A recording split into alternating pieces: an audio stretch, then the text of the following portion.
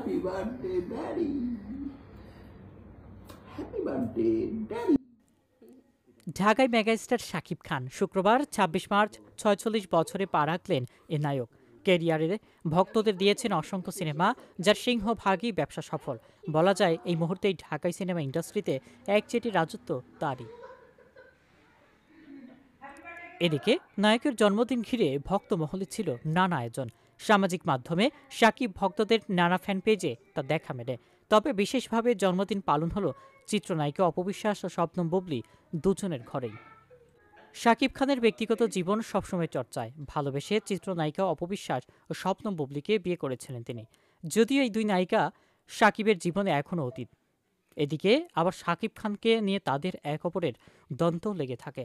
তবে জন্মদিন ঘিরে এবার অনেকটাই ব্যতিক্রম দেখা মেলে। এর আগে শাকিবকে প্রশংসা করে সামাজিক মাধ্যমে জন্মদিনের শুভেচ্ছা জানান অপু বুবলী দুজনেই।